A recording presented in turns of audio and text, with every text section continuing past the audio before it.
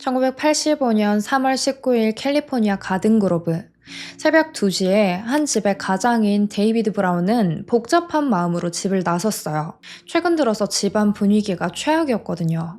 아내, 아이들, 처제까지 매일같이 다툼이 끊이지 않아서 마음이 힘들었어요. 데이비드는 아무 목적도 없이 가든그로브 오션브리지 근처를 한참 돌아다닙니다. 편의점에 들려서 간식도 사고 드라이브 하면서 생각을 정리한 뒤에 집으로 돌아왔어요. 그런데 집에 들어서는 순간 뭔가가 완전히 잘못됐다는 걸 느껴요. 모두가 잠들어 있어야 할 새벽에 집안에서 처제 패티의 비명소리가 들리는 거예요. 온몸을 떨고 있는 처제의 품에는 생후 8개월 된 데이비드 브라운의 딸 크리스탈이 안겨 있었어요. 아내와 첫째 딸은 보이지 않았습니다. 새벽 3시 30분, 데이비드 브라운은 911에 신고 전화를 걸었어요. 도와주세요. 제 아내가 죽은 것 같아요.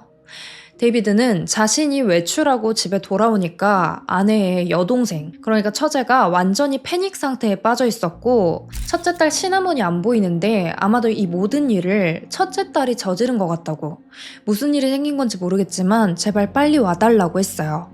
근처에서 순찰을 돌던 경찰관 데릴 리건은 긴급 호출을 받고 즉시 현장으로 출동했어요.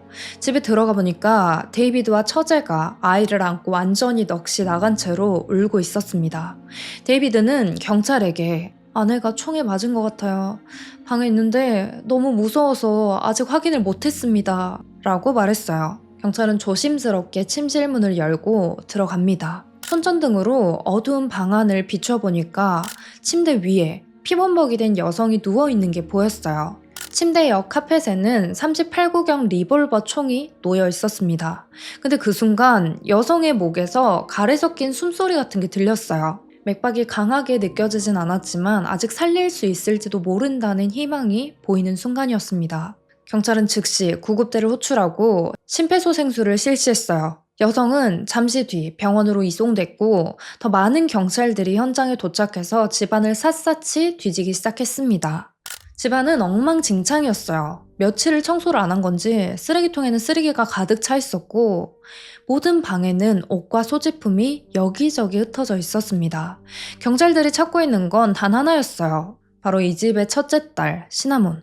아버지와 처제 패티, 두 사람 모두 범인으로 시나몬을 지목했기 때문인데 집, 뒷마당, 차고 그 어디에서도 시나몬이 보이지 않는 거예요. 시나몬을 찾기 위해서 경찰들은 그 새벽에 이웃집 하나하나 문 두드려가지고 혹시 이렇게 생긴 여자애 봤냐 물어보고 상공에는 헬리콥터까지 띄웁니다. 그런데 아침이 밝을 때까지도 시나몬을 찾지 못했어요. 병원으로 이송됐던 여성 린다 브라운은 결국 사망했습니다. 그리고 그 즉시 이 사건은 살인사건으로 전환됐어요. 유력한 용의자인 딸 시나몬은 아침 6시까지 실종 상태였는데 시나몬이 이 집에 있는 트레일러에서 주로 생활했다고 하거든요. 근데 경찰이 거기를 수색하다가 반려견 닥스훈트 한 마리를 발견한 거예요. 그래서 그 강아지를 뒷마당에 있는 개 사육장으로 옮깁니다. 왜냐면 이 집에 다른 반려견 3마리가 더 있었는데 그 강아지들은 전부 뒷마당 사육장에 있었거든요. 닥스훈트를 안고 가서 사육장 안에 내려놨어요.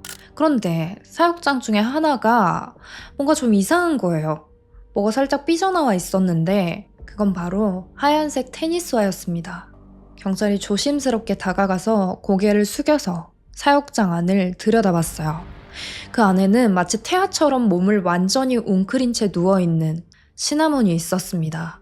어둡고 머리카락이 얼굴을 다 가리고 있었지만 시나몬인 걸 알 수 있었어요. 시나몬의 상태는 정말 안 좋았습니다. 맨투맨과 바지를 입고 있었는데 전부 빨간 토사물로 뒤덮여 있었고 숨어있던 그 개집 바닥에도 흥건했어요. 자세히 보니까 거기에 약 캡슐 같은 것도 보였다고 합니다. 시나몬에게는 소변 냄새가 진하게 났고 머리카락은 완전히 헝클어져 있었어요. 시나몬은 온몸을 사시나무처럼 떨었는데 의식이 거의 없는 것처럼 보였습니다. 근데 보니까 손에 뭔가를 꽉 쥐고 있었어요.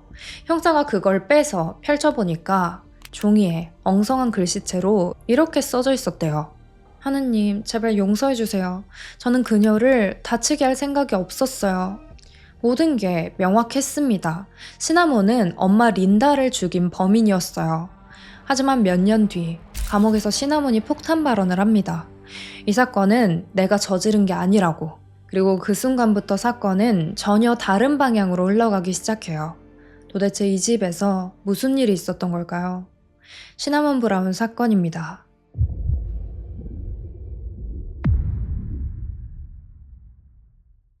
오늘 사건이 일어난 장소, 이 집에 함께 살고 있던 사람은 총 5명이었어요.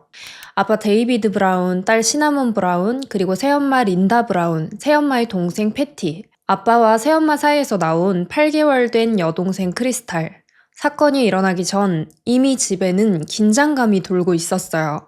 시나몬이 14살 사춘기였는데 새엄마인 린다와 너무 많이 부딪혔거든요. 부모님이 이혼하고 나서 원래 시나몬은 친엄마와 살고 있었습니다. 그런데 친엄마가 화를 너무 자주 내고 소리를 질러서 시나몬은 불안함을 느꼈어요. 시간이 지날수록 엄마와 사이가 나빠졌고 6년이 지나서 결국 아빠 집으로 들어오게 됩니다. 시나몬이 아빠와 살기 시작했을 때는 이미 집에 새엄마와 새엄마의 여동생까지 들어와 있던 상황이었어요. 새엄마인 린다는 23살이었습니다. 시나몬이랑 10살 차이도 안 나는 거예요. 그리고 린다의 여동생 패티는 17살로 시나몬과 같은 10대였어요.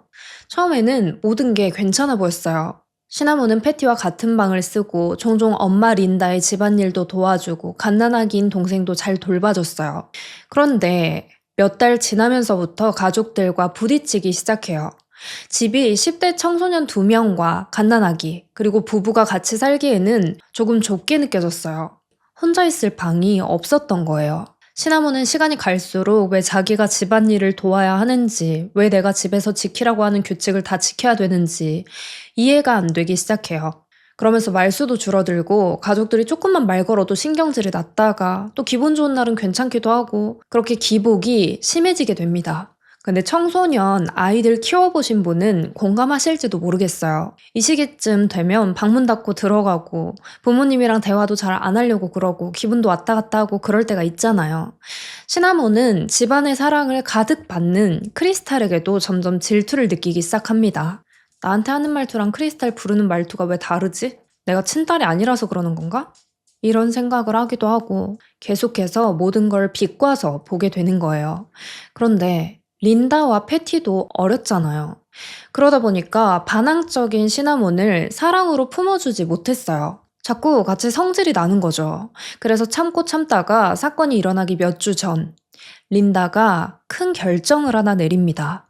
너 이럴 거면 집 뒷마당에 있는 트레일러 가서 혼자 지내. 이러면서 시나몬을 집에서 쫓아냈어요. 근데 뭐 트레일러가 집 바로 뒤에 마당에 있었고 침대랑 가구, TV 있을 건 다 있었어요.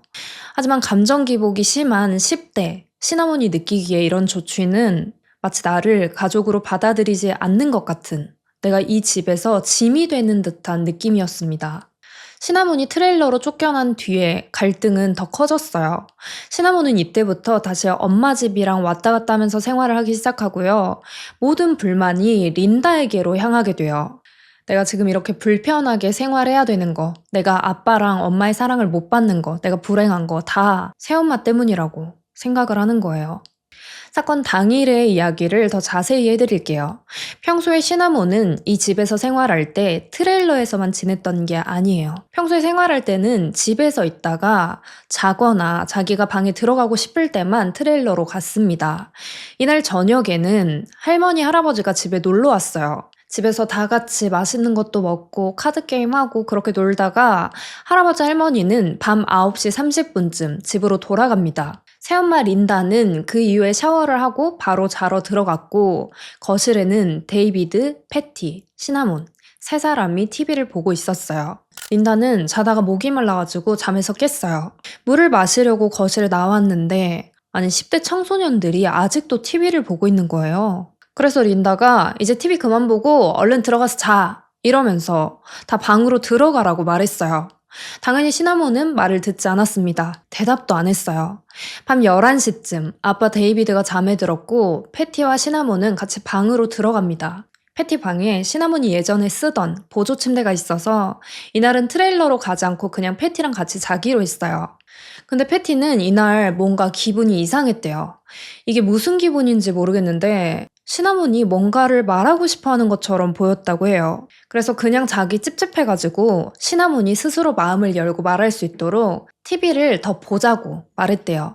시나몬은 알았다고 했고 같이 TV를 보면서 패티가 계속 조심스럽게 말을 걸었는데 시나몬이 별 말을 하지 않았다고 해요. 패티는 내가 착각했나 싶어서 나 먼저 잘게 하고 먼저 방으로 들어갔어요. 잠시 뒤 시나몬도 방으로 들어왔는데 눈을 감고 있는 패티를 깨우면서 근데 이거 어떻게 쓰는 건지 알아? 그랬대요. 패티가 눈을 떠보니까 시나몬이 권총을 들고 서 있었어요. 패티가 왜? 그거 왜 물어봐? 그러니까 시나몬이 그냥 혹시 몰라서 그래요. 패티는 혹시 몰라서라니 그게 무슨 말이야? 라고 되묻습니다. 시나몬은 그냥 누가 집에 침입할 수도 있잖아. 그럴 때를 대비하는 거지. 패티는 괜찮다고. 집에 경보 시스템도 있고 데이비드도 있고 린다도 있으니까 걱정하지 말아라 하면서 안심시키려고 했는데 시나몬이 계속해서 알려달라고 고집을 부렸습니다.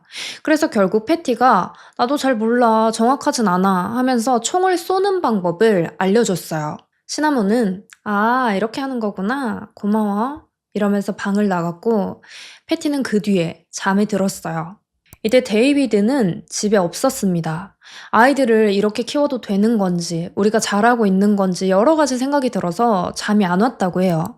자고 있는 린다 옆에서 책을 읽다가 도저히 잠이 오지 않아서 복잡한 머리를 식히려고 드라이브를 나간 상태였어요. 데이비드가 밖으로 나가고 나서 패티는 총소리에 잠에서 깹니다. 이때 들렸던 총소리는 시나몬이 벽을 향해서 테스트 발사해본 소리였어요. 데이비드가 1시간 정도 드라이브하고 집으로 돌아왔을 때는 이미 모든 일이 벌어진 뒤였습니다. 시나몬이 린다를 쏘고 나서 집 밖으로 숨어버렸고 패티는 완전히 패닉에 빠진 상태였어요. 새벽 내내 경찰들이 시나몬을 찾기 위해서 헬기도 띄우고 이웃집을 다 뒤져가면서 엄청 고생했는데 결국 시나몬은 집 뒷마당 계집에서 발견됐습니다. 체포되고 나서 경찰서로 이동하는 동안 시나몬은 경찰들에게 이런 질문을 했어요. 우리 아빠 괜찮아요? 경찰이 괜찮다고 하니까 패티는 괜찮아요? 그래요. 그래서 경찰이 패티도 괜찮아 라고 답을 했어요. 그런데 시나몬이 마지막으로 자신이 총으로 쏜 린다의 상태도 물어봅니다. 린다는요? 경찰들은 이 물음에는 대답을 하지 않았다고 해요. 시나몬의 상태는 왔다 갔다 했습니다. 무슨 약을 먹은 건지 의식이 또렷했다가 몽롱해졌다가 왔다 갔다 했어요. 경찰서에 도착해서 총기 발사 잔여물 검사도 받고 진료도 받았어요. 그리고 오전 8시부터 본격적으로 사건 조사를 받게 됩니다. 참고로 데이비드와 패티도 총기 발사 잔여물 검사를 받았었는데 두 사람 모두 아무것도 검출되지 않았었다고 해요. 조사받는 동안 시나몬은 자신이 린다를 쏜 사실을 부정하지 않았어요. 친엄마의 성격에 힘이 들어서 사이가 좋았던 아빠 집으로 들어온 건데 여기에서 또 린다랑 부딪히기 시작했고 평소 린다의 양육 방식이 마음에 들지 않았대요. 경찰이 어떤 부분을 그렇게 느꼈냐 물어봐요. 시나몬은 아기가 울어도 그냥 그대로 두는 거예요. 린다는 그게 아기 스스로 달래는 법을 배우는 거라고 항상 우는 걸 달래지 않았는데 그건 방치나 마찬가지예요. 그리고 크리스탈을 때리는 것도 봤어요. 그게 저를 화나게 만든 거예요. 그러면서 시나몬은 평소에 린다가 자기를 좋아하지 않았다고 같은 집에서 살고 싶지 않아서 자신을 집 밖으로 쫓아낸 거다 말했어요. 그리고 사건 바로 전날 린다와 크게 싸웠는데 그때 린다가 시나몬한테 나는 너가 진짜 죽도록 싫어 라고 말했대요. 그래서 시나몬이 나도 너 싫어해 라고 대답했는데 린다가 자고 일어났을 때까지 우리 집에서 안 나가고 있으면 죽여버리겠다고 협박했다고 해요.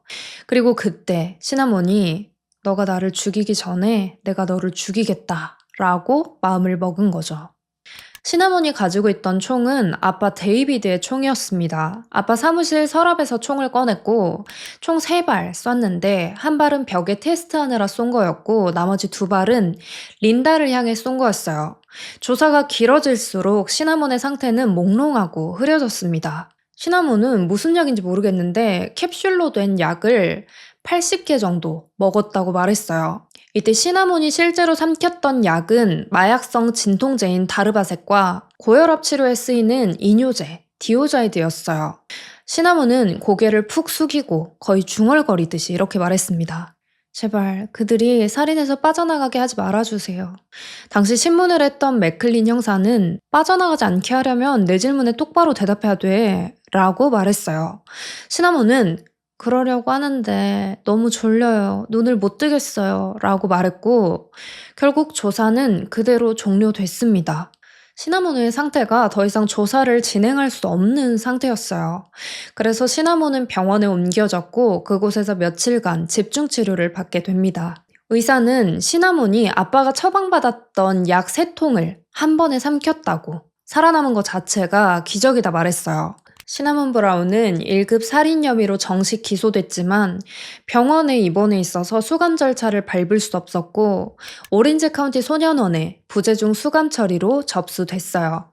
사망한 린다 브라운의 부검 결과 사망 원인은 가슴에 맞은 총탄 2발이었는데 그중 한 발은 30cm 거리에서 발사됐고 한 발은 더 가까운 거리인 15에서 7cm. 그러니까 진짜 바로 앞에서 총을 쏜 거죠. 2발 모두 정맥을 관통했고 린다는 과다출혈로 사망하게 됐습니다. 사건 발생 3일 뒤 린다의 추모식이 열렸어요. 린다는 파란 레이스 드레스를 입고 누워 있었고 관을 열어서 린다의 모습을 직접 볼 수 있었다고 합니다. 그 후에 린다는 화장된 뒤에 납골당에 안치됐는데 데이비드는 린다 추모 명판에 이렇게 썼어요. 당신의 사랑, 친절, 배려, 그리고 아름다움은 영원히 빛날 거야. 사랑을 담아서. 크리스탈과 데이비드가. 데이비드는 린다의 죽음에 자신의 책임이 있다고 말했어요. 시나몬이 자기 딸인데 상태를 제대로 살피지 못해서 이런 일이 발생한 것 같다고. 그리고 그날 드라이브 나갈 때 자기가 집 경보장치만 제대로 작동시키고 나갔어도 이런 일까지는 벌어지지 않았을 것 같다면서 후회하고 있었어요. 그러면서도 저는 제 딸을 너무너무 사랑해요. 무슨 일이 있어도 끝까지 딸의 편에 설 겁니다. 라고 말하면서 자기 딸이 무슨 일을 저질렀든 간에 보호할 거라고. 지금 시나몬에게는 아빠가 절실히 필요하다 주장했어요. 사건이 발생한 지 6개월 만에 시나몬의 재판이 시작되는데요. 시나몬이 미성년자였잖아요. 그래서 캘리포니아 법에 따라서 성인이 아닌 소년법을 적용받게 됩니다. 그리고 배심원이 있는 재판이 아니라 판사 단독 재판을 받게 돼요. 이전에 신문을 했을 때 시나몬은 모든 사실을 자백했었잖아요. 본인이 쏜 것도 말하고 왜 그랬는지, 새엄마인 린다와 사이가 어땠는지, 아프고 정신이 없는 그 와중에도 전부 다 고백을 했었어요. 그런데 재판이 시작되니까 갑자기 기억이 안 납니다. 이러면서 총격 당시의 기억이 전혀 없다고 주장하기 시작했어요. 변호 측은 시나몬이 심신미약 상태로 인한 무죄라고. 지금 시나몬은 시민성 기억 상실도 있고 해리성 장애, 반복성 우울증을 함께 겪고 있어서 범행의 세부사항을 기억해낼 수 없고 사건 당시에도 본인이 무슨 일을 저지르고 있는지 몰랐을 거라고 말했어요. 심지어 시나몬은 본인을 치료해준 의사, 지금 자기를 변호하고 있는 변호사, 신문했던 경찰 모두를 보고 누구신지 모르겠다. 다 모르는 사람들이다. 이러면서 정말 기억을 잃은 것처럼 행동했습니다. 검찰은 변호 측 주장을 전면 부인했어요. 린다의 죽음은 우발적 사고가 아니라 치밀하게 계획된 살인이라고 주장했고 증언석에 린다의 여동생 패티를 앉힙니다. 패티는 사건이 일어나기 전부터 시나몬이 보였던 행동들을 구체적으로 설명했고 그날 밤 자기한테 시나몬이 총을 가지고 와서 이거 어떻게 쏘는 거냐고 물어봤던 사실까지 모두 이야기했어요. 그런데 사람들의 예상과는 다르게 패티는 시나몬을 몰아붙이지 않았습니다. 경찰들이 정확히 그날 시나몬이 린다를 쏘는 걸 봤냐, 그 사람이 시나몬인 것 같냐 물어봤을 때 패티는 잘 모르겠다고. 약을 과다 복용했다는 사실도 말하지 않았어요. 시나몬은 재판 내내 누군가를 찾는 듯이 주변을 살펴봤는데 아마 자신의 아빠인 데이비드를 찾고 있는 것 같았어요. 재판에 친엄마 브렌다도 와 있었는데 정작 아빠 데이비드가 보이지 않았거든요. 데이비드는 몸이 아파서 참석하지 못했는데 데이비드의 증언이 합의문 형태로 제출됐었다고 합니다. 데이비드는 시나몬 브라운이 유죄라고 믿고 있었어요. 의사들의 보고서, 수사관들의 기록, 가족들, 친구들의 진술을 모두 검토한 뒤에 판사는 시나몬이 사건 당시에 심신미약 상태가 아니었다고 정상적인 판단 능력이 있었을 것으로 보인다라고 말했고, 청소년 교정시설에 수감돼서 정신과 치료를 받는 조건으로 27년형에서 무기징역을 선고했습니다.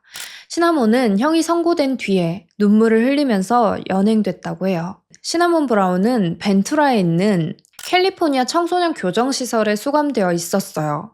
여기는 가족들이 원래 살던 집에서 차로 2시간 정도 걸리는 거리에 있었습니다. 처음에 아빠 데이비드는 정말 자주 정기적으로 면회를 왔었어요. 올 때마다 너 금방 나올 수 있을 거야. 모범수로 잘 적응하면 훨씬 빨리 나올 수 있어. 아빠가 너 나올 수 있게 열심히 움직이고 있으니까 걱정하지 마. 항상 응원해주면서 희망을 줬고, 계좌에 돈도 주기적으로 채워가지고 그 안에서 매점도 이용하고 개인용품도 살 수 있게 지원해줬어요. 시나몬은 평소에는 축 처져 있다가 아빠가 올 때쯤 되면 며칠 전부터 확 밝아졌다고 해요. 그 정도로 시나몬은 데이비드를 의지하고 있었어요. 몇 달 뒤, 가족들은 원래 살고 있던 집을 팔고 애너하임 힐스라는 곳으로 이사를 갔어요. 데이비드는 시나몬에게 원래 있던 동네가 더 좋은 동네였는데 린다와 함께 살던 집에 더 이상 머물 수가 없어서 결국 이사를 하게 됐다고 말했습니다. 동생 크리스탈은 할머니, 할아버지가 집에 들어와서 돌봐주고 있었어요. 데이비드가 일을 하면서 동시에 아기까지 케어하는 게 힘들어서 부모님과 함께 살기로 했다고 해요. 그리고 린다의 여동생 패티도 여전히 같이 살고 있었습니다. 좀 이상해 보이긴 하는데 패티가 갈 곳이 없어가지고 갈 곳을 마련할 때까지만 더 같이 살기로 했다고 해요. 그런데 점점 데이비드의 면회가 뜸해집니다. 데이비드에게 간질환이 있었는데 건강이 조금 안 좋아져서 이전처럼 먼 거리를 혼자 운전해서 갈 수가 없었고, 한 번씩은 막 숨도 힘들게 쉬고 그랬어요. 시나몬은 아빠한테 전화해서 제발 내 면회 좀 와달라고, 너무너무 보고 싶고 이러다가 영원히 아빠가 안 올까봐 무섭다고 그러면서 계속 면회 좀 와달라고 애원했는데, 얼마나 아픈 건지 점점 데이비드는 전화도 받지 않았어요. 집으로 전화를 하면 할아버지 할머니가 받아가지고 데이비드 지금 집에 없는데 나중에 전화할래? 이러면서 끊어버리고 핸드폰으로 전화를 하면 전화를 안 받고 그랬어요. 데이비드가 그 전에 면회를 올 때마다 시나몬한테 자기가 지금 뭔가 하고 있는 것처럼, 금방 감옥에서 꺼내줄 것처럼 희망을 줬었잖아요. 그래서 시나몬은 계속해서 아빠가 뭔가 움직이고 있는 건가? 나 정말 곧 나갈 수 있나? 이러면서 기대하고 있었어요. 그러니까 아빠랑 연락이 끊기고 아빠가 면회를 오지 않는 게 더 불안하게 느껴졌습니다. 그 이후에 가끔 데이비드가 면회를 왔는데 그런 걸 물어보기도 전에 짧게 대화하고 가버리거나 두루뭉실하게 대답해서 시나몬은 자기 마음이 어떤지, 요즘 뭐가 걱정되는지 그런 걸 털어놓을 수도 없었어요. 데이비드는 올 때마다 치료 잘 받고 있냐, 치료할 때 의사한테 무슨 말 했냐 체크했고, 의사나 관리자들한테 아무 말도 하지 말라고, 그냥 뭐 물어보면 다 모른다고, 기억 안 난다고 해라, 이렇게 지시하기도 했습니다. 수감 생활에서 시나몬의 태도는 모범적이었다고 해요. 시설 생활에 잘 적응하고 있었고, 고등학교 수업을 들으면서 공부도 열심히 하고, 돈 모으려고 파트타임 일도 하고, 교회도 다니고, 성가대에서 노래까지 했습니다. 제공되는 대부분의 프로그램에 빠지지 않고 적극적으로 참여했는데, 딱 하나, 상담은 계속해서 거절했어요. 정말 해야 되는 필수 상담을 제외하고는 전부 진행하지 않았고, 심리평가에서도 유난히 방어적으로 행동했다고 합니다. 그래서 관리자들은 그 점을 조금 의아하게 생각하고 있었어요. 그런데 어느 날 시나몬의 친할아버지 아서 브라운이 면회를 온 거예요. 아서 브라운은 시나몬을 항상 안타까워했어요. 너무 사랑하는 손녀가 청춘을 감옥에서 보내고 있으니까 그게 너무너무 괴로웠고 마음이 아팠습니다. 근데 이날 면회에서 아서 브라운이 시나몬한테 이런 말을 해요. 나는 린다를 진짜 죽인 사람이 누군지 안다. 때가 되면 내가 그걸 다 밝힐 거야. 이 말을 듣고 나서 시나몬은 한동안 깊은 생각에 잠겼어요. 그리고 이 말을 상담하는 검사자들에게 조심스럽게 꺼냈습니다. 할아버지가 이런 말을 했었다고. 그리고 그 발언은 린다 사건을 맡았던 형사 뉴얼과 프레드 맥클린에게 그대로 전달됐어요. 사실 린다 사건이 해결되긴 했지만 계속 찝찝함이 남아있었거든요. 그래서 형사들이 다시 한번 아서 브라운을 찾아가요. 아까 말했던 것처럼 아서 브라운은 데이비드 브라운과 함께 살고 있었어요. 데이비드가 시나몬한테 이사 간 동네 별로라고, 그 전에 있던 동네보다 좀 떨어지는 것 같다, 그렇게 말했다고 했는데 사실은 그 반대였습니다. 훨씬 더 좋은 동네로 이사를 간 거예요. 이 지역에서 가장 부유한 동네였고 호화로운 대저택 같은 집에서 살고 있었어요. 그 전에 살던 집과는 비교도 안 되는 집이었습니다. 차고에는 차를 무려 3대나 주차할 수 있었고 잔디는 완벽하게 손질되어 있었고요. 발코니에 딱 서면 그림 같은 전망이 펼쳐지고 마당에는 수영장이랑 자쿠지까지 있는 정말 모두가 꿈꿀 만한 집에서 살고 있었던 거예요. 형사들 눈에 안 그래도 이상했는데 이 집을 보고 나니까 더 이상해 보였습니다. 그래서 추가 조사를 하기 시작해요. 알고 보니까 데이비드는 이 집을 현금으로 완납해서 구매했고 린다가 죽고 나서 고급 차량도 여러 대 구매하고 라스베가스로 도박 여행도 가고 아주 호화로운 생활을 하고 있었어요. 그 많은 돈이 다 어디에서 났을까요? 예상하시는 것처럼 린다의 생명보험금이었습니다. 한 건도 아닌 여러 건의 생명보험금이 지급된 걸로 확인됐어요. 이 사실이 꽤 중요했는데 사건 초기에 데이비드가 형사한테 린다의 생명보험금이 거의 없다고, 작은 거 하나밖에 없다라고 말했었거든요. 그러니까 형사들한테 거짓말을 한 거예요. 실제 보험은 3개였고 사건이 일어났을 당시 4번째 보험도 진행 중이었어요. 데이비드는 린다의 죽음으로 총 84만 2천 달러 이상을 수령했습니다. 지금 하나로 12억 4천만 원 정도인데 1980년대였으니까 오늘날 가치로는 약 37억 정도 되는 거예요. 보험금으로 어마어마한 금액을 받게 된 거죠.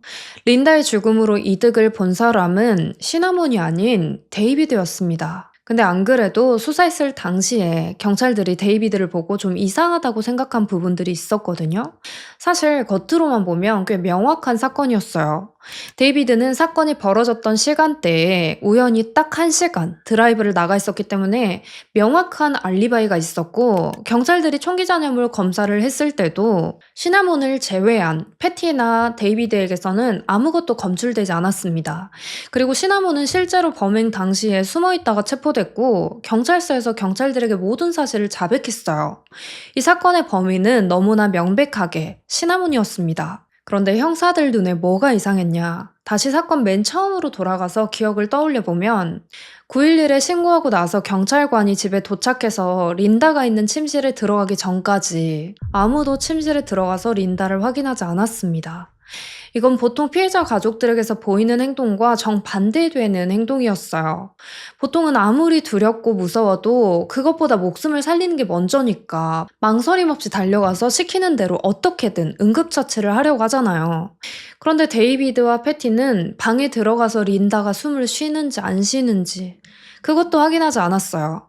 그리고 경찰 인터뷰 때도 데이비드는 계속 머리가 너무 아프다고 불평만 늘어놓고 짜증을 많이 냈다고 해요. 그리고 그날 저녁에 침실에 들어갔을 때 린다랑 잠자리를 가졌다고 말했었는데 부검 결과 린다는 최근에 누군가와 잠을 잔 증거가 없었다고 합니다.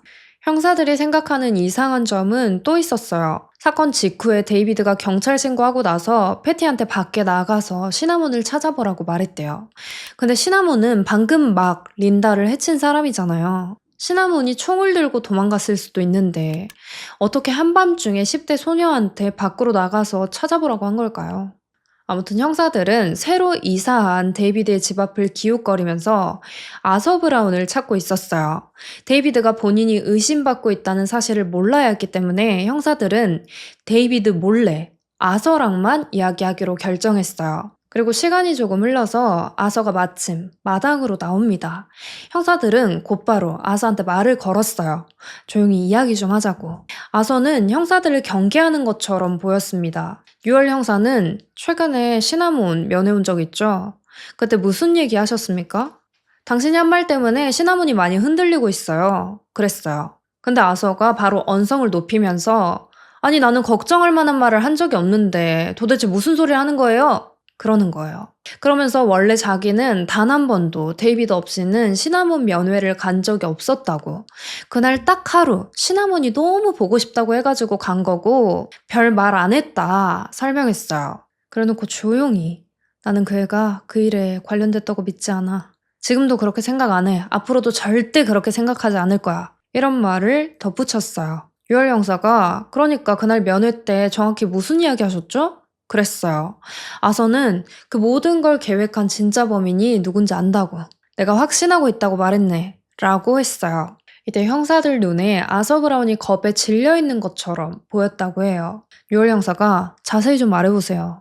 시나몬이 모든 걸 뒤집어 쓰지 않아도 될 수도 있어요.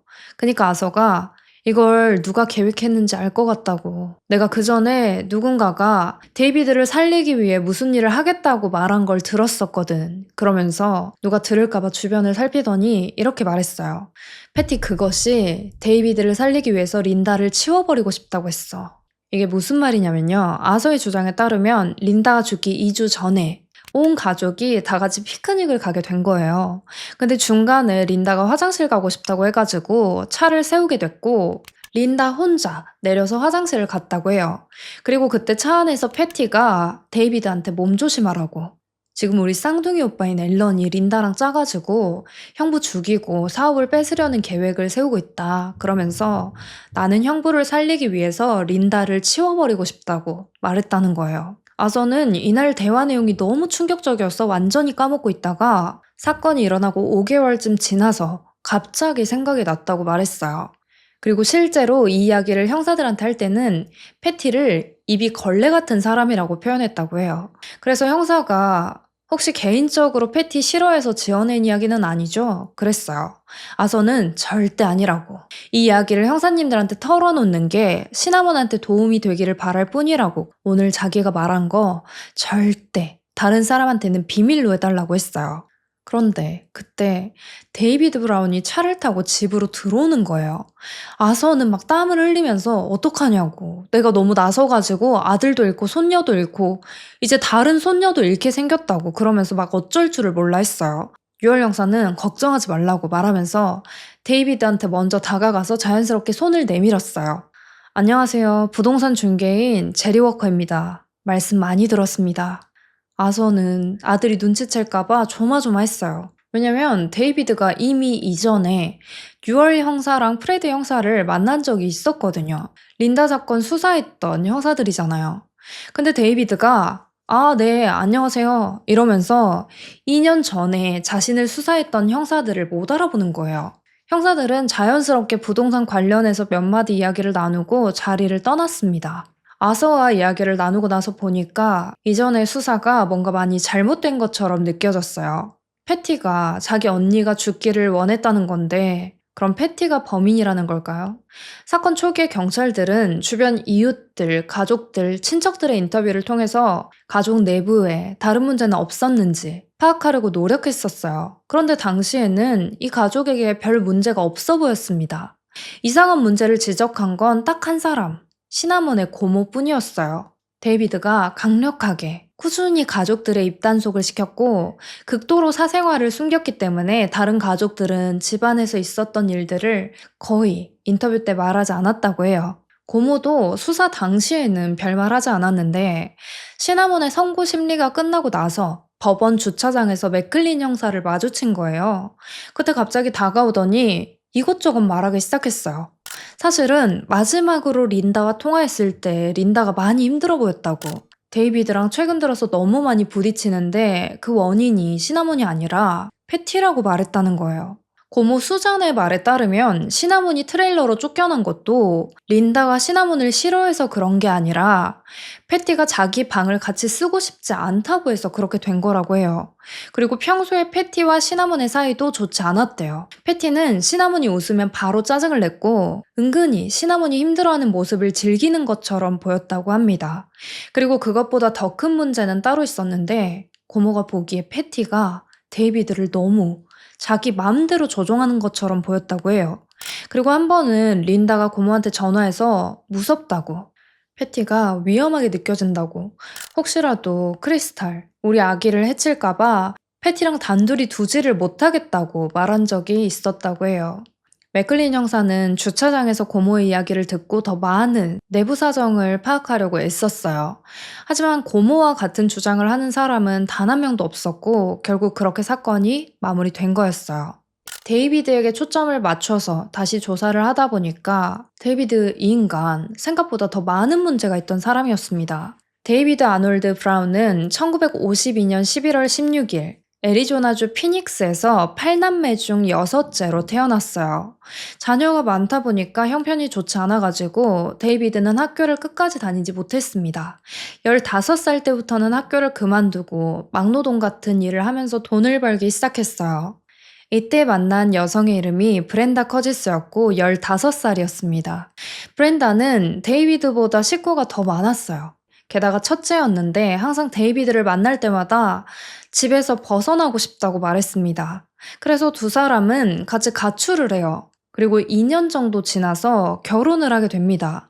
이때 낳은 딸이 바로 시나몬인 거예요. 데이비드가 이때도 얼마나 별로였냐면요. 시나몬을 출산할 때 진통이 너무 길어가지고 거의 이틀에 걸쳐서 출산을 했는데 데이비드가 자기는 징그러운 거 못 본다고. 고통스러운 소리도 듣기 싫다 그러면서 출산하는 동안에 완전히 다른 곳에 가 있었다고 해요.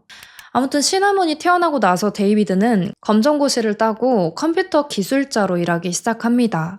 그러면서 경제 상황은 조금씩 나아졌어요. 하지만 부부 사이는 날이 갈수록 심각해집니다. 대부분의 문제는 데이비드에게서 발생했는데 일단 잠자리에서도 안 맞는 게 너무 많았습니다.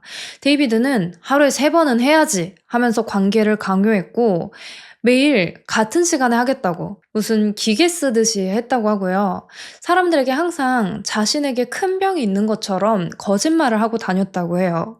어떤 사람한테는 암이라고 말하기도 하고 어떤 사람들한테는 심장에 문제가 있다, 간에 문제가 있다. 그때그때 생각나는 병으로 골라가지고 병 때문에 나는 곧 죽을 거라고 말하고 다녔대요. 그리고 끊임없이 다른 여자들에게 추파를 던졌습니다. 아내가 옆에 있든 말든 노골적으로 다른 여자들을 쳐다봤고 브렌다 눈치를 보지도 미안해하지도 않았어요. 브렌다는 나중에 데이비드는 그냥 자는 거에 미친 인간이라고 말하기도 했습니다. 그러니까 정말 그 정도로 동물같이 살았다는 거예요. 본능대로. 데이비드는 아내에 대한 존중이 하나도 없었는데 그러면서도 극도로 모든 것을 통제했어요. 자기 없이는 아무것도 못하게 자기만 의존하길 바랬고 그런 이유에서 운전면허도 못하게 했습니다. 일도 못하게 하고 친구도 못 사귀게 하고 사실상 브렌다는 자기 인생 없이 살아야 했어요. 하지만 브렌다가 나중에 데이비드 몰래 이웃한테 운전을 배워서 면허도 따고요. 결국 직장도 구해서 일도 나가게 됩니다. 그때도 데이비드가 엄청나게 화를 냈다고 해요. 점심시간마다 누구랑 밥을 먹는지 감시하고 밥 먹을 때도 혼자 먹으라고 강요했대요. 이런 행동은 점점 심해졌고 나중에는 결국 브렌다를 심하게 폭행하기까지 합니다. 여기에서 끝나지 않아요. 정말 많은 여자들을 대놓고 사귀고 심지어는 집에 데려와서 자기까지 했어요. 그러면서 이혼 서류에는 절대 서명을 해주지 않았습니다. 그래서 결국 브렌다는 짐을 싸서 시나몬을 데리고 집을 나가게 돼요. 데이비드는 처음에 브렌다 직장까지 찾아가가지고 총으로 쏴버리겠다 그러면서 협박했는데 브렌다가 그래 차라리 그렇게 해 그렇게 하고 감옥에 가 이러면서 겁내지 않으니까 더 이상 협박을 하지 않았고 찾아오지도 않았어요. 그리고 브렌다랑 살 때 집에 데려왔던 여자 이름이 로라였거든요. 로라는 19살이었습니다. 그리고 이때 로라와 결혼을 해요. 4년 정도 결혼 생활을 하는데 역시나 한 사람한테만 충실할 수가 없었어요. 지금까지 데이비드가 연애하고 결혼한 사람들의 나이를 보면 아시겠지만 데이비드는 어린 여자를 좋아했습니다. 젊은 여자가 아니라 어린 여자예요. 19살이었던 로라도 1살, 2살 나이가 들기 시작하니까 데이비드는 더 어린 여자를 찾기 시작해요. 데이비드가 살던 동네에 에델이라는 싱글맘이 살고 있었는데 자녀가 무려 11명이나 됐습니다. 이 집은 정말 힘든 상황이었어요. 에델 혼자 모든 식구를 먹여 살리기에는 너무 버거웠고 대부분 정부 지원에 의존하고 있었습니다. 데이비드는 항상 밖에서 뛰어놀고 있는 에델의 자녀들을 관심 있게 보고 있었어요. 한 번씩 맛있는 것도 사주고 걱정도 해주고 이야기도 나누고 그러면서 자연스럽게 친해지기 시작했습니다. 아이들도 데이비드를 정말 좋아했어요. 그럴 수밖에 없는 게 항상 먹을 게 바닥나가지고 배고픈 상태로 있는데 동네에서 자주 보이는 친근한 어른이 맛있는 것도 사주고 심지어 디즈니랜드에도 데려가고 크리스마스에는 선물까지 사줬으니까 볼 때마다 반가웠겠죠. 그러던 어느 날 데이비드가 에델을 찾아가요. 병원에 갔더니 제가 대장암 말기라고 하더라고요. 앞으로 저에게 남은 시간은 6개월 뿐입니다. 제가 너무 아파서요. 집에서 도움이 좀 필요해요. 별건 아니고 따님들이 와서 청소나 요리를 도와주면 제가 그 대가로 돈을 좀 드리는 건 어떨까요? 에델은 이 제안을 받아들였고 이때부터 에델의 딸들은 데이비드의 집으로 아르바이트를 가게 됩니다. 나중에 에델은 이 일에 대해서 이렇게 말했어요. 곧 죽는다는데 제가 어떻게 안 된다고 말하겠어요. 평소에 우리 아이들을 너무 예뻐하던 동네 젊은 남자가 도와달라고 하고 그걸로 금전적인 대가도 지불하겠다고 하니까 나쁘지 않게 들렸나 봐요. 하지만 이건 딸들을 엄마 보호 없이 혼자 두기 위한 데이비드의 역겨운 방법일 뿐이었어요. 시간이 흐르면서 데이비드 집은 아이들의 아지트 같은 공간이 됐습니다. 그날 집안일을 하기로 한 딸들 말고도 다른 자녀들이 계속해서 놀러 왔어요. 데이비드는 매일매일 10대 아이들과 이야기하고 게임도 하고 그렇게 시간을 보내요. 이때 데이비드의 딸 시나몬의 나이가 4살 정도였습니다. 시나몬은 한 번씩 아빠 집에 와서 시간을 보냈는데 그때마다 에델의 자녀들이 집에 있어서 같이 놀고 그랬어요. 어느 날 데이비드는 아이들에게 내가 새로운 게임을 하나 만들었다고 하면서 게임을 소개하는데 이름이 시나몬 키스였습니다. 이 역겨운 게임은요. 번갈아 가면서 데이비드의 입술에 키스를 하고 누가 더 오랫동안 하는지 대결을 하는 게임이었어요. 진짜 말도 안 나오는데 이때 에델의 집 막내가 누구였냐면요. 패티였습니다. 패티의 언니가 린다였고요. 이 당시 패티의 나이가 6살이었어요.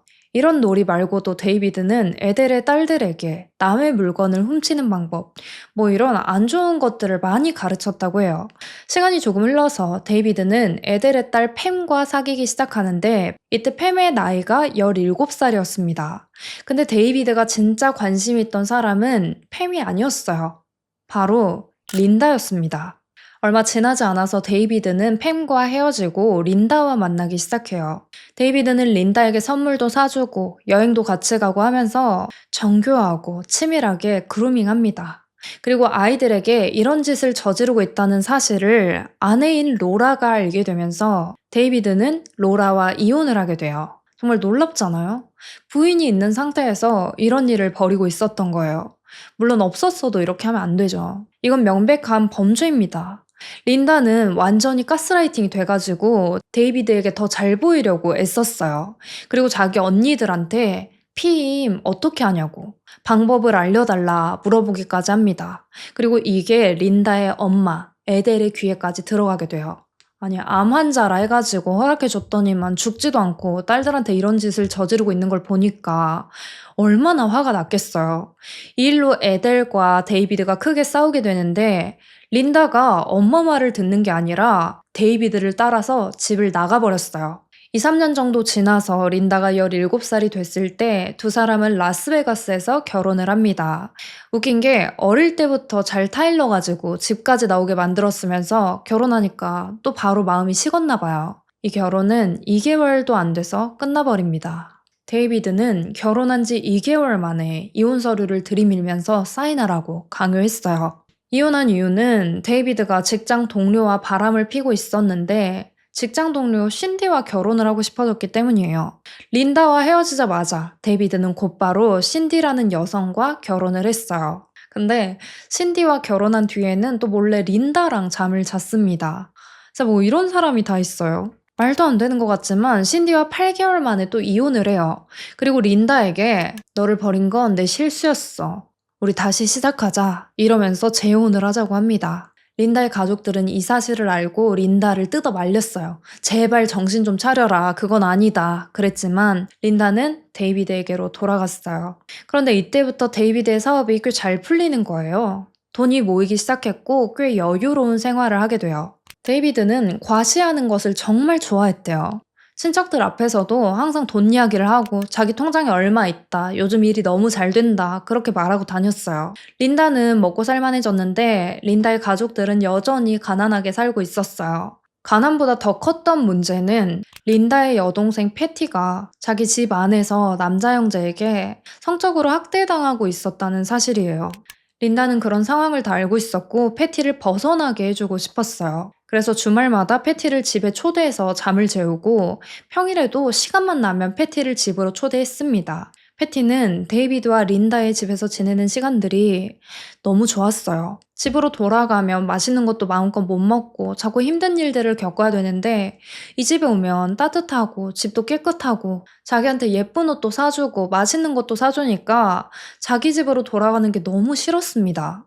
린다는 어릴 때부터 자기 동생 패티가 데이비드를 좋아하고 있다는 사실을 알고 있었어요.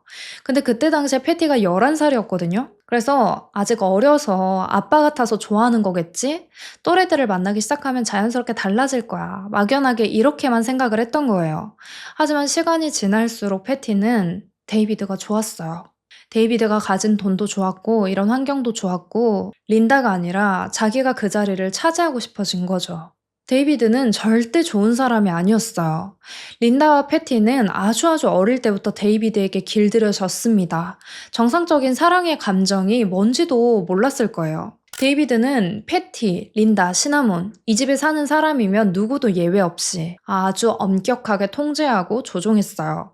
다른 사람들과 소통하거나 마음대로 만나는 거 당연히 안 됐고요. 지인이라도 자기가 허락하는 사람에게만 번호를 알려주게 했습니다. 아주 사소한 일에도 불같이 화를 내고 체벌을 했는데 사건이 일어났던 그 시기에 시나몬은 아빠한테 말대답을 했다는 이유로 3개월 동안 외출 금지가 되어 있었던 상태였다고 해요. 아무튼 데이비드는 아주 통제적이고 엄격했어요. 다른 사람들이랑 소통도 못하게 하니까 남들이 어떻게 사는지, 이게 정상인지 비정상인지도 모른 채 사는 거예요. 이 집에서는 그냥 이런 게 당연했습니다. 그러다 보니까 데이비드를 미워하는 사람이 없었어요. 오히려 데이비드와 더 가까워지고 데이비드를 독차지하고 싶어하는 현상이 일어나기 시작합니다. 사건 초기, 패티와 데이비드의 증언과는 다르게 실제로 린다와 시나몬의 사이는 그렇게 나쁘지 않았다고 해요. 린다는 시나몬을 트레일러로 쫓아낸 적이 없었습니다. 시나몬이 트레일러에서 지내게 된 건 패티 때문이었어요. 린다는 집에서 힘이 없었습니다. 오히려 패티를 두려워하고 있었어요. 린다는 마른 체형으로 항상 날씬한 몸으로 살았는데 임신을 하면서 달라지는 자기 몸을 보고 우울해지기 시작했어요. 그리고 평소보다 더 패티에게 위협을 느끼기 시작합니다. 이때는 이미 패티가 완전히 집에 눌러앉은 뒤였어요. 린다는 임신하고 나서 데이비드에게 몇 번이나 이제 패티가 다시 엄마 집으로 돌아갈 때가 된 것 같아. 이러면서 패티를 다시 엄마 집으로 돌려보내자고 말했었는데 그럴 때마다 데이비드가 또 그런다. 거기 가면 패티가 어떻게 되겠어. 괜찮아. 이러면서 말렸다고 합니다. 1984년 7월 린다는 딸을 출산했어요. 출산 후에 딸에게만 집중하다 보니까 린다는 정말 정신이 없었어요. 모든 집안일을 도맡아 하면서 육아도 하고 데이비드 회사 업무까지 함께 봐줬습니다. 바쁘고 정신없이 살다 보니까 우울함이나 패티에 대한 공포도 조금씩 사라졌어요. 하지만 린다는 아이를 낳고 1년도 안 돼서 살해당하게 됩니다. 린다의 죽음은 어느 날 갑자기 벌어진 일이 아니었어요. 언젠가는 반드시 일어날 일이었습니다. 크리스탈이 태어나고 6개월 정도 지나서 1985년 1월, 온 가족이 다 같이 마트에 쇼핑을 하러 갔었어요. 패티와 데이비드, 시나몬은 매장 안으로 먼저 들어갔고 린다는 차에 남아서 크리스탈의 기저귀를 갈아주고 있었습니다. 시나몬은 마트에 들어가자마자 카세트 테이프를 찾아서 달려갔어요. 한참 이것저것 살펴보다가 사고 싶은 테이프를 발견해가지고 이거 사달라고 해야지 하면서 아빠를 찾아서 마트를 돌아다녀요. 그러다가 의류 코너 쪽에서 아빠를 발견했어요. 아빠 나 이거 하면서 말을 걸려고 했는데 세상에 패티와 데이비드가 마트 의류 코너 구석탱이에서 키스를 하고 있는 거예요. 시나몬은 그 모습을 보고 너무 충격받았어요. 새엄마가 차에 있는데 이모랑 아빠가 저러고 있는 거니까. 게다가 이모가 미성년자잖아요. 데이비드와 패티는 바로 시나몬과 눈이 마주쳤는데 시나몬이 그대로 뒤돌아서 뛰어가 버렸어요. 데이비드는 쫓아가서 시나몬을 잡았습니다. 그리고 방금 본 거 실수야. 어쩌다 보니까 그렇게 됐어. 이러더니 이 일을 아무에게도 말하지 않겠다고 약속하라고 강하게 말했어요. 시나몬은 방금 본 장면이 너무 불편하고 끔찍하게 느껴져서 울어버렸습니다. 하지만 아빠를 배신할 수는 없었어요. 그래서 이 일을 마음속에 묻어두고 린다에게 꺼내지 않았다고 해요. 시나몬이 이날 봤던 그 불편한 장면은 사실 이 집안에서 수시로 일어났던 일이었습니다. 언제가 처음이었냐? 패티가 이 집에 처음 들어왔던 순간, 패티가 11살일 때부터 이런 일이 반복되고 있었어요. 패티가 집에 들어온 지 얼마 안 돼서부터 데이비드는 패티에게 이상한 이야기를 하기 시작했어요. 요즘 린다가 기분이 오락가락하고 이상하다. 린다와 함께하는 결혼 생활은 너무 힘들다. 언젠가는 린다를 떠나서 너와 결혼을 하고 싶다. 이런 말을 하면서 계속 패티가 자기 언니를 미워하게끔 만들었어요. 패티는 나이가 어렸기 때문에 데이비드의 말과 진짜 사실을 구분하기가 어려웠습니다. 데이비드의 말을 전적으로 의지하고 믿었어요. 그리고 데이비드는 패티에게 너가 아직 어리니까 여자로 성장하는 과정이 있어야 한다고 말하면서 지속적으로 잠자리를 갖기 시작해요. 패티는 이걸 데이비드가 나를 여자로 만드는 과정이라고 믿고 있었고, 언젠가는 린다를 떠나서 자기에게 올 거라고 믿었어요. 그렇게 수년 동안 두 사람은 린다 몰래 비밀스러운 관계를 맺고 있었던 거예요. 이쯤에 데이비드는 이제 린다가 사라지길 바란 것 같아요. 다른 여자들과 헤어졌던 것처럼 이혼을 하면 되잖아요. 그런데 이번에는 달랐습니다. 시나몬을 낳고 이혼을 해보니까 자녀가 있는 채로 이혼하면 양육비도 지급해야 되고 위자료도 줘야 되고 너무 많은 걸 줘야 되는 거예요. 근데 아무것도 주고 싶지 않은 거죠. 그래서 린다 앞으로 여러 개의 생명보험을 들어놓고 어떻게 린다를 없애버릴지 고민을 좀 합니다. 보험금을 받아야 하니까 자기가 직접 죽일 수는 없었어요. 하지만 이 집에는 이미 데이비드에게 모든 걸 바칠 준비가 되어 있는 두 청소년이 있었죠. 14살짜리 딸 시나몬과 16살 처제 패티. 데이비드는 패티에게 린다가 나를 죽이려고 하는 것 같다고 말했어요. 패티는 처음에 설마 언니가? 아닐 거야 했는데 정말 린다가 좀 이상한 거예요. 하루는 린다가 방에서 친오빠 앨런과 통화하고 있었는데 패티가 딱 방에 들어가니까 갑자기 말을 멈추고 패티가 나갈 때까지 기다리는 거예요. 이런 린다의 모습을 보고 패티는 와, 진짜 데이비드가 한 말 진짜구나. 언니가 지금 뭔가 안 좋은 일을 꾸미고 있구나. 이러면서 점점 데이비드의 거짓말을 믿었고 망상에 사로잡히기 시작해요. 그리고 패티와 데이비드는 시나몬까지 설득하기 시작합니다. 패티는 TV 보고 있는 시나몬한테 가서 나 방금 진짜 이상한 대화 들었어. 이랬어요. 시나몬이 무슨 대화? 이러니까 방에서 린다가 우리 친오빠랑 통하는 거 들었는데 데이비드를 죽일 계획이래. 시나몬은 이 말을 듣고 처음에 패티가 장난치는 줄 알았어요. 그래서 처음에 대수롭지 않게 넘겼는데 그 이후로도 데이비드와 패티가 그런 말을 계속하는 거예요. 두 사람은 완전 심각한 표정으로 린다가 데이비드를 죽이려고 한다고 매일매일 시나몬을 세뇌시켰어요. 데이비드는 시나몬한테 린다가 자기 오빠 앨런이랑 같이 나를 죽이고 내 회사랑 내가 소유한 부동산을 가로채려고 한다고 말했어요. 시나몬은 아빠한테 그럼 린다랑 이혼하면 되잖아 라고 했어요. 그러니까 데이비드가 아니 린다는 내 사업에 대해 너무 많은 걸 알고 있어. 이혼하면 경쟁업체를 차려서 내 기술과 고객을 다 뺏어갈 거야. 그리고 아마 이혼하더라도 끝까지 쫓아올걸? 진짜 너무 두렵고 무섭다. 아니야, 차라리 내가 너희를 두고 떠날게. 너까지 위험하게 만들 순 없어. 그냥 모든 걸 다 너한테 주고 아무도 없는 곳으로 도망쳐서 다시 처음부터 시작해야 될 것 같아. 이 말을 듣고 시나몬은 크게 동요하기 시작합니다. 데이비드가 평소에 친구도 못 사귀게 하고 다른 사람들이랑 대화를 못 하게 했잖아요. 시나몬이 유일하게 의지하고 대화하는 사람이 데이비드였어요. 아빠가 없는 삶은 상상할 수 없었습니다. 시나몬은 제발 떠나지 말라고, 그러지 말라고 애원했어요. 며칠 동안 시나몬은 데이비드를 계속 설득합니다. 떠나지 말아달라고. 그러니까 데이비드가 이렇게 말해요. 네가 정말로 나를 사랑한다면 린다가 나를 죽이기 전에 네가 린다를 죽여야 돼.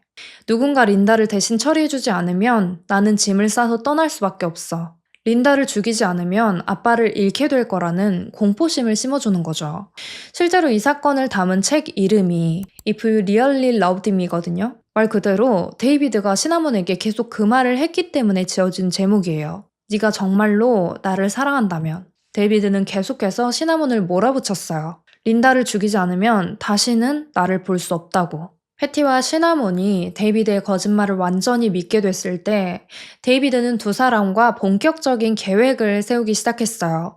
몇 달 동안 린다를 어떻게 처리할지 이야기했는데 이때 데이비드는 누가 더 나를 위해 기발한 계획을 세우는지 경쟁을 유도하기도 했습니다.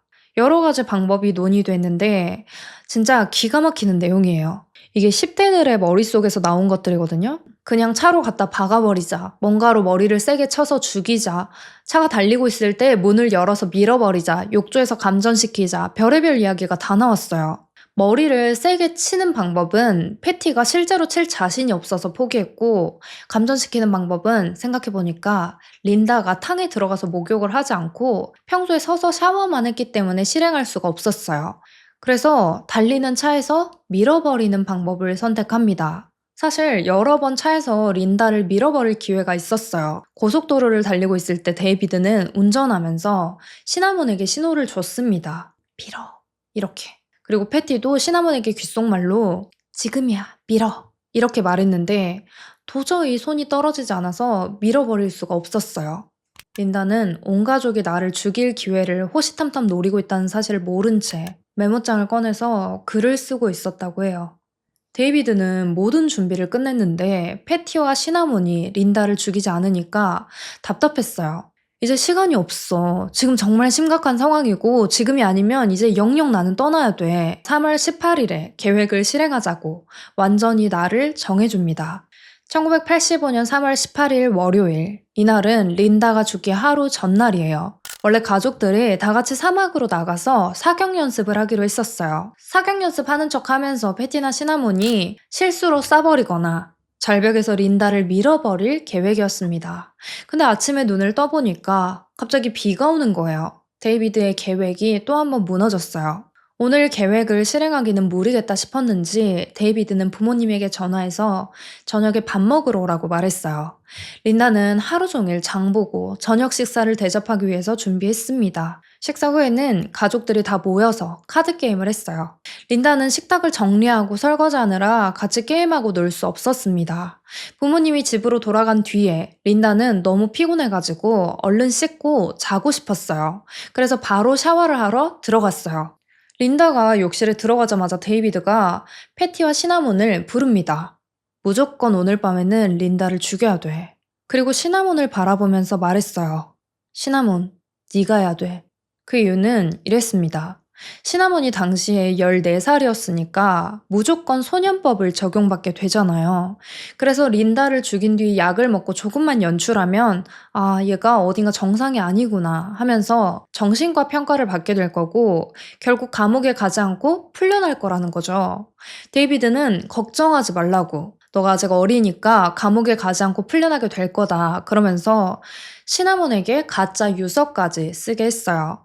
시나몬은 부담감이 몰려와서 눈물을 터뜨렸지만 데이비드는 신경 쓰지 않았습니다. 지금 데이비드한테 중요한 건 시나몬이 아니었어요. 오는 시나몬한테 상황이 지금 급박해. 린다는 언제든지 나를 죽일 준비를 하고 있어. 더 이상 미룰 수 없어. 이렇게 말했고 샤워를 마친 린다랑 같이 침실로 들어가 버렸어요. 데이비드는 방에서 한참 동안 나오지 않았습니다. 패티랑 시나몬은 거실에서 TV를 보고 있었는데 이때 시나몬은 속으로 안심했대요. 아빠가 깜빡 잠들었다고 생각했거든요. 그럼 오늘 린다를 죽이지 않아도 되는 거잖아요.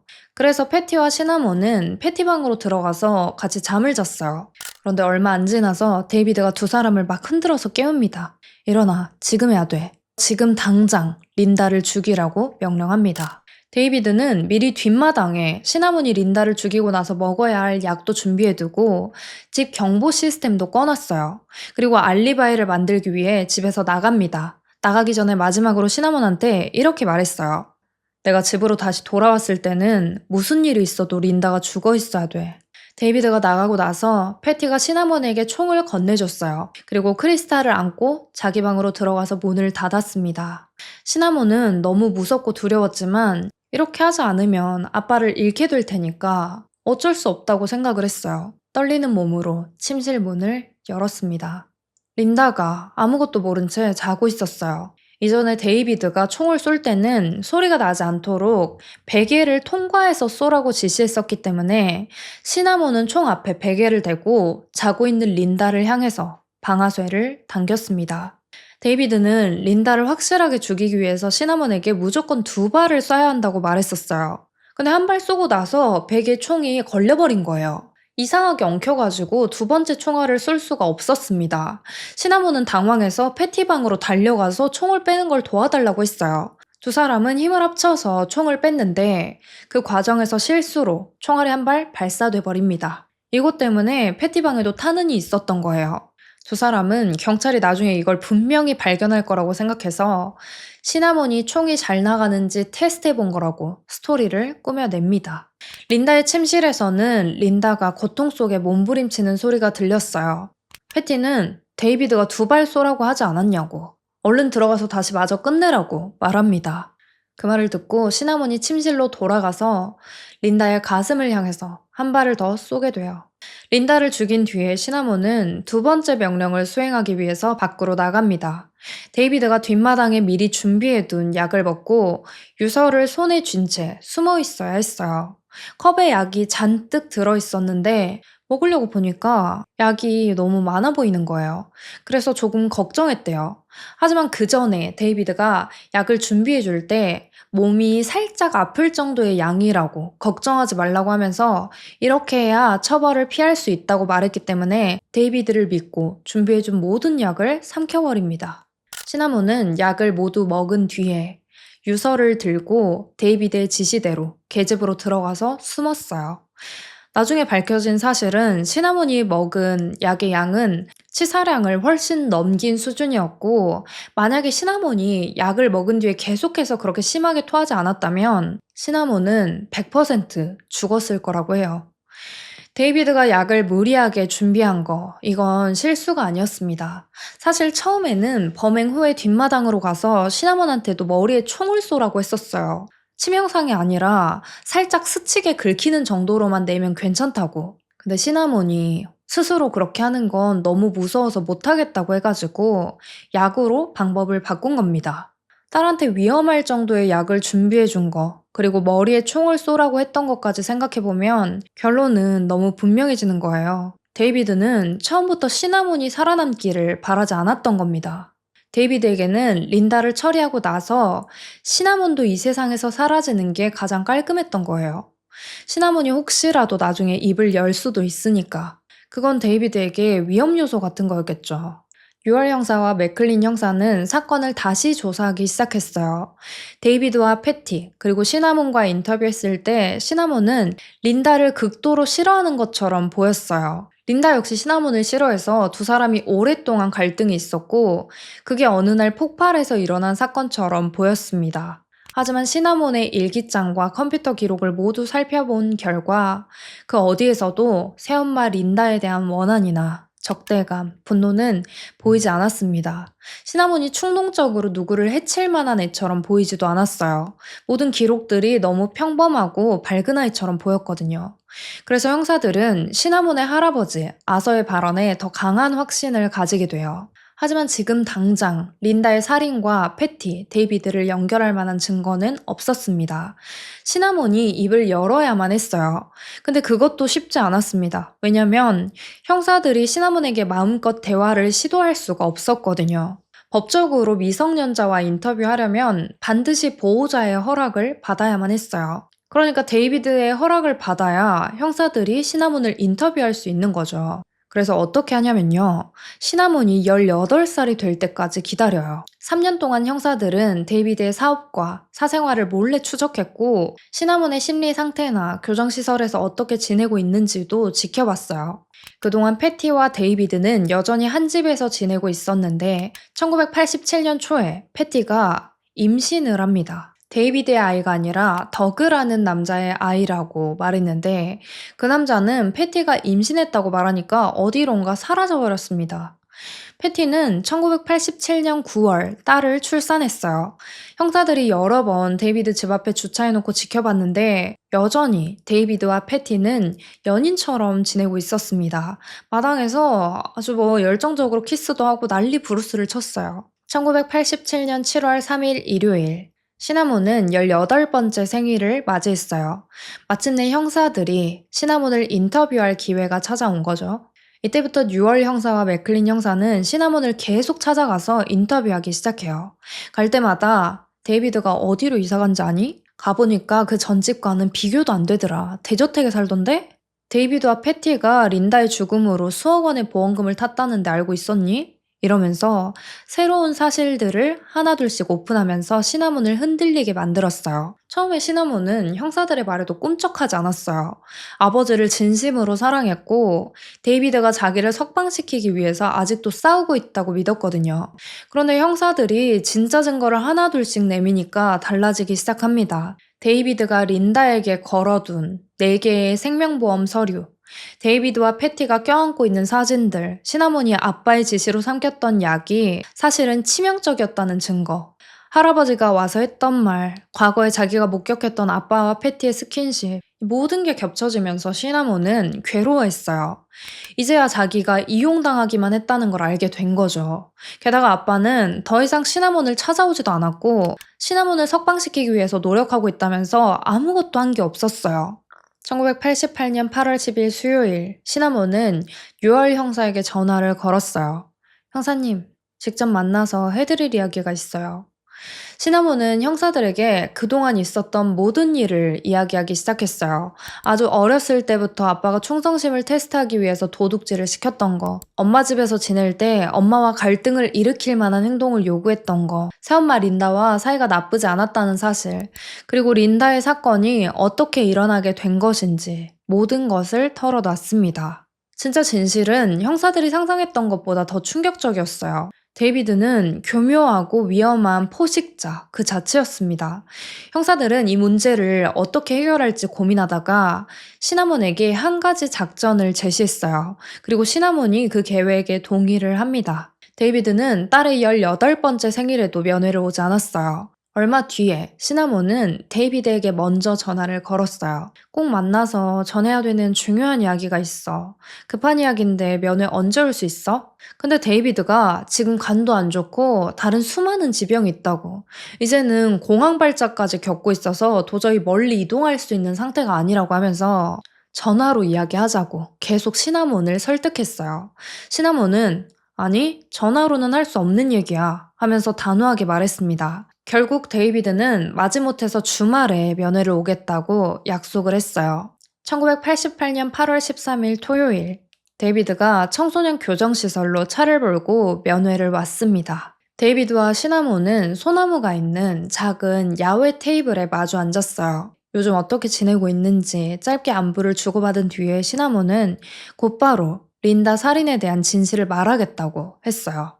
데이비드는 아니 얘가 갑자기 왜 이러는 거지? 하면서 완전히 당황했습니다.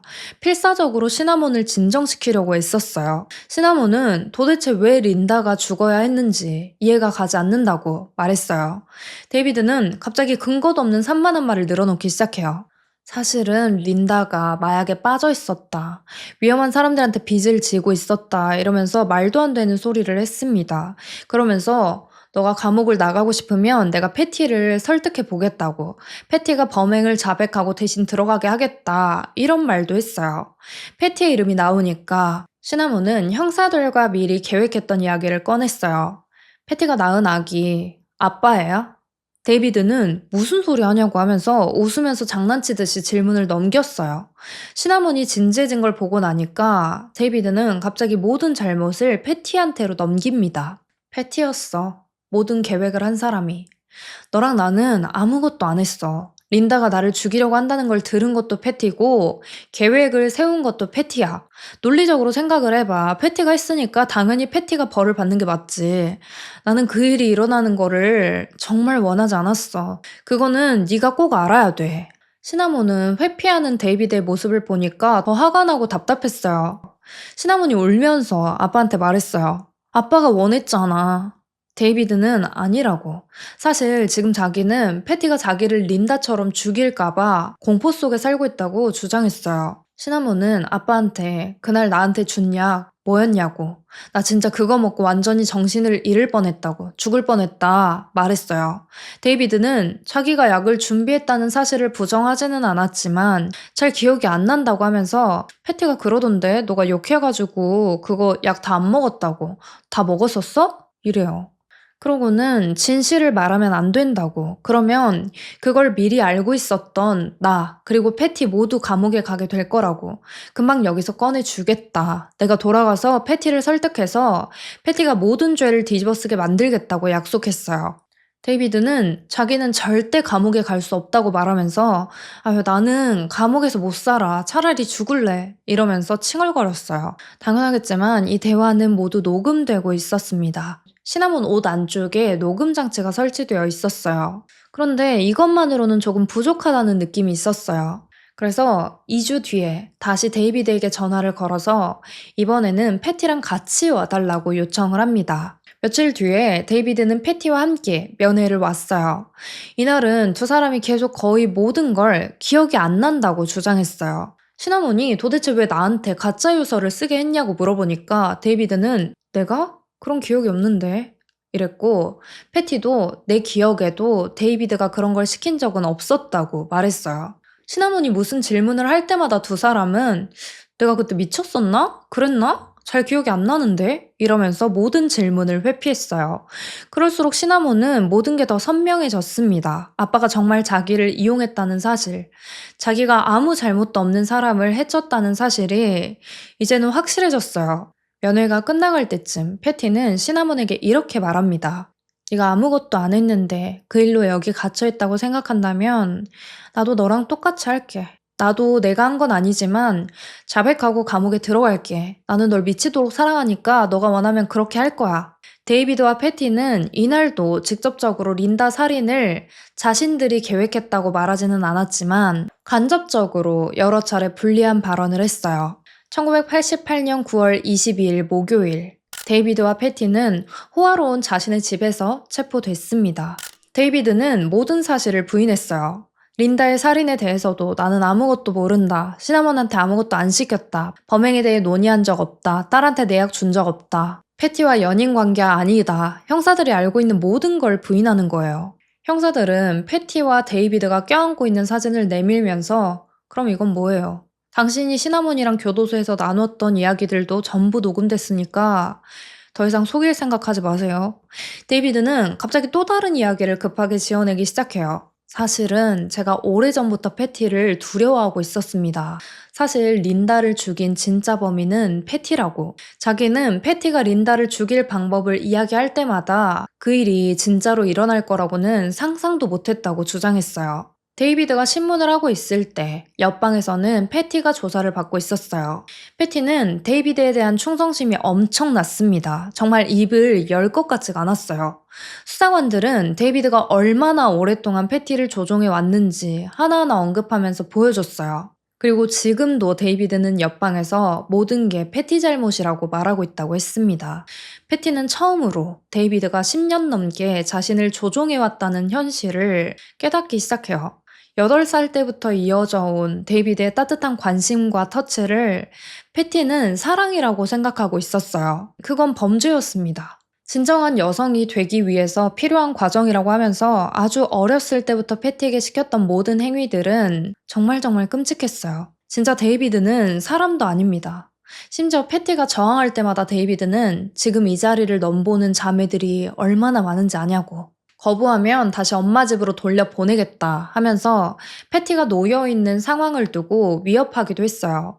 그리고 아주 어렸을 때부터 반복적으로 너는 매력이 없는 사람이라고, 아무도 너를 좋아할 사람이 없을 거다. 하지만 내 말대로 하면 사람들이 너를 좋아하게 될 거라고 하면서 패티를 길들여 왔어요. 패티가 방에서 시나몬을 쫓아낼 수밖에 없었던 이유는 시나몬을 미워하기 때문이 아니었어요. 패티 방에 시나몬이 없어야 편하게 데이비드가 드나들 수 있었기 때문이었습니다. 패티도 시나몬처럼 데이비드를 완전히 신뢰하고 있었기 때문에 린다가 데이비드를 죽이려고 한다는 말을 믿었고 점점 망상에 빠지게 된 거였어요. 패티는 자신의 언니를 진심으로 사랑했지만 린다보다 데이비드를 더 사랑했기 때문에 데이비드가 원하는 일을 할 수밖에 없었다고 고백했어요. 그리고 형사들이 몰랐던 사실이 있었는데 패티는 사실 데이비드와 결혼을 한 상태였습니다.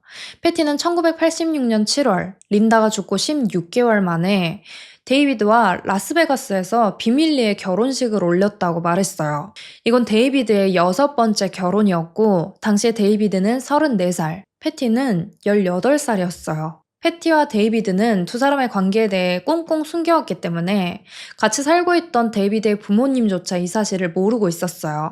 패티가 낳았던 아이는 데이비드의 딸이었습니다. 부모님을 속여야 돼서 가상의 남자 더그를 만들어낸 거고 더그의 아이를 임신했고 그 남자가 도망갔다는 스토리를 지어낸 거였어요. 데이비드는 이 아이의 출생 증명서에 자신의 이름을 올리는 것도 거절했어요. 이 사실이 알려지게 된다면 린다 사건에 대해서 우리가 의심받을 수도 있다고 하면서 아버지인 것을 계속 숨겼습니다. 패티는 조사를 받으면서 모든 현실을 깨닫기 시작해요. 자기도 결국에는 린다와 시나몬처럼 희생될 거라는 걸 알게 된 거죠. 데이비드에 대한 충성심이 박살나는 순간이었어요.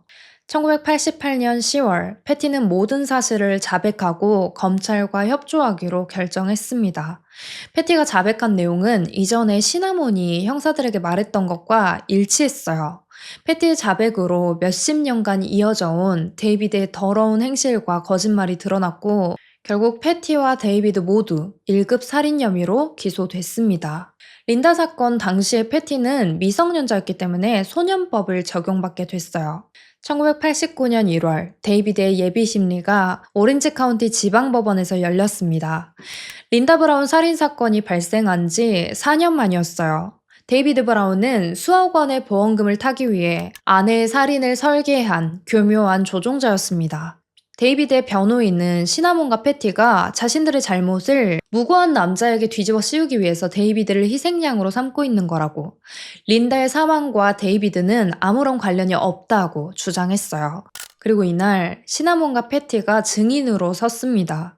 두 사람은 자신들이 아주 어렸을 때부터 이어져 온 데이비드의 잘못된 행동들, 그루밍 사실, 그리고 린다 사건에서 데이비드가 했던 구체적인 지시, 사후 은폐 조작 과정까지 모두 밝혔어요. 변호인단은 시나몬과 패티를 복수심에 불타는 신뢰할 수 없는 증인이라고 몰아세웠지만 판사는 데이비드 브라운이 살인을 주도했다고 믿을 만한 충분한 근거가 있다고 판단하고 정식 재판을 명령했어요. 여기에서 또 진짜 황당한 사건이 하나 벌어지는데 데이비드가 재판을 기다리는 동안 교도소 안에서 리처드 스타인하트라는 수감자를 만나요. 리처드는 출소를 앞두고 있었습니다. 근데 데이비드가 리처드한테 접근해서 청부살인을 의뢰했어요. 총 3명이었는데 패티, 유월 형사, 그리고 제프리 로빈슨 검사를 죽여달라고 한 거예요. 데이비드는 패티를 없애면 자기한테 승산이 있을 거라고 생각했어요. 유월 형사와 제프리 검사가 죽으면 새로운 사건 담당자가 배정될 테니까 그 틈에 신속하게 재판을 진행해서 검찰을 불리하게 만들려고 한 계획이었습니다. 데이비드는 자기가 사막 어딘가에 50만 달러를 묻어뒀다고, 1인당 1만 달러, 그리고 경비 20만 달러, 그러니까 총 23만 달러를 주겠다고 약속했어요. 리처드는 마약을 살 돈이 필요했기 때문에 데이비드의 제안을 수락했습니다. 데이비드는 리처드가 총기를 구매할 수 있도록 미리 차에 600달러를 넣어뒀어요. 그리고 자신도 타겟이 된 것처럼 꾸며달라고 하면서 집과 캠핑카를 태워달라고 요청했습니다. 문제는 두 사람의 대화를 다른 수감자가 엿들었다는 사실이에요. 이 대화를 엿들은 수감자가 경찰에 제보했고 경찰들이 리처드를 압박하면서 데이비드의 작전은 실패하게 됩니다. 경찰들은 리처드를 정보원으로 포섭했어요. 그래서 리처드와 데이비드의 전화를 30통 정도 녹음할 수 있었습니다. 리처드는 마지막에 데이비드에게 전화해서 살인이 모두 끝났다고, 명령한 대로 수행했다고 거짓말했어요. 그 말을 듣고 데이비드는 진짜? 전부? 이러면서 넌 최고라고 기뻐하는 모습을 보였습니다. 그리고 이 통화 녹음은 재판장에서 재생됐어요. 결국 데이비드에게는 살인공모, 방화, 위증 등의 혐의가 추가됐습니다. 1989년 5월, 패티는 21살이 됐어요. 린다 사건에 대한 유죄를 인정하고 4년형을 선고받았습니다. 형량을 적게 받은 이유는 적극적으로 협조했고 데이비드에게 불리한 결정적인 증언을 했기 때문이었어요. 패티는 시나몬이 있던 청소년 교정시설로 들어갔어요. 그리고 모든 것을 깨닫고 진심으로 반성하기 시작했다고 해요. 상담을 받게 되면 언니 사건에 대한 죄책감, 우울감 이런 게 점점 사라질 텐데 그러고 싶지 않다고 말했어요. 자기가 언니의 생명을 뺏어갔다는 사실을 잊고 싶지 않다고. 자기는 이렇게 화창한 날 밖에 나와 있는데 언니는 그러지 못하니까 언니를 끝까지 기억하고 싶다고 말했다고 합니다. 1990년 데이비드 브라운은 경제적 이득을 목적으로 한 1급 살인 및 살인공모 혐의로 유죄 판결을 받았습니다. 판사는 데이비드에게 지금 네가 한 짓을 보라고, 당신이 아내와 딸과 처제에게 무슨 짓을 했는지 보라고, 사람들을 조종해서 모든 일을 버리고도 눈 하나 깜빡하지 않는 사실이 소름 끼친다 말하면서 데이비드에게 가석방 없는 종신형을 선고했습니다. 수감 중이던 패티와 시나몬은 데이비드가 종신형을 선고받았다는 사실을 듣고 서로를 찾아가서 안고 한참을 울었다고 해요. 시나몬은 총 7년을 복역하고 1992년에 석방됐고 패티는 1993년 석방됐어요. 그리고 데이비드는 2014년 61세의 나이에 감옥에서 자연사로 사망했는데 죽기 전까지 자신의 범죄에 대한 어떠한 후회도 반성도 하지 않았다고 합니다. 린다는 사망 당시에 23살이었어요. 데이비드는 14살 자신의 딸을 조종해서 23살의 젊은 엄마를 죽게 만들었고 갓난아기였던 딸은 이 일로 엄마를 잃게 됐습니다. 데이비드는 10년이 넘도록 패티를 학대하고 길들여서 자신의 언니를 살해하는 데 가담하도록 만들었어요. 이 사건은 1991년 2권의 책으로 출간됐는데 그중 한 권의 제목이 If You Really Loved Me 였어요. 이전에 말했지만 이 말은 시나몬이 린다를 살해하기 전에 데이비드가 계속해서 시나몬에게 했던 말입니다. 만약에 네가 정말로 나를 사랑한다면 이 일을 해야 돼. 그렇게 해야만 해. 10대 딸을 압박해서 이런 일을 시켰다는 것 자체가 진짜 너무 말이 안 되는 일이죠. 린다의 딸 크리스탈은 할머니, 할아버지와 자라면서 엄마가 교통사고로 죽었다고 알고 있었는데 나중에는 결국 진실을 알게 되었다고 해요. 심지어 처음에는 아버지가 감옥에 간 것도 시나몬 때문에 시나몬이 누명을 씌워서 간 거라고 생각했는데 크리스탈의 친구들이 도서관에서 이 사건을 담은 책을 추천해주면서 읽어보라고 해가지고 모든 사실을 알게 됐다고 합니다. 현재 크리스탈은 결혼도 하고 자녀도 낳고 평범하게 살고 있는데 문득문득 자신의 자녀들에게 할머니, 할아버지가 없다는 사실, 할머니의 사랑을 못 받게 되는 현실이 슬프게 느껴진다고 해요. 시나몬은 출소 후에 한 인터뷰에서 이렇게 말했어요. 린다에게 저지른 일이 너무 부끄럽고 고통스럽습니다. 린다의 생명을 앗아갔고 린다에게 다시는 기회가 없다는 사실이 너무 아프게 느껴집니다. 저에게 단 하나의 소원이 허락된다면 린다가 다시 살아 돌아오는 것을 빌 거예요. 이 사건은 한 남자가 수십 년에 걸쳐서 가족 전체를 조종하고 망가뜨린 사건입니다. 사랑이라는 이름으로 포장된 지배가 얼마나 잔인한 폭력이 될 수 있는지를 보여주는 것 같아요. 여러분들은 이 사건에 대해서 어떻게 생각하세요? 오늘 제가 준비한 이야기는 여기까지고요. 오늘도 끝까지 시청해주셔서 정말 감사합니다. 저는 다음 이야기로 금방 돌아올게요. 그때까지 모두 안전하세요.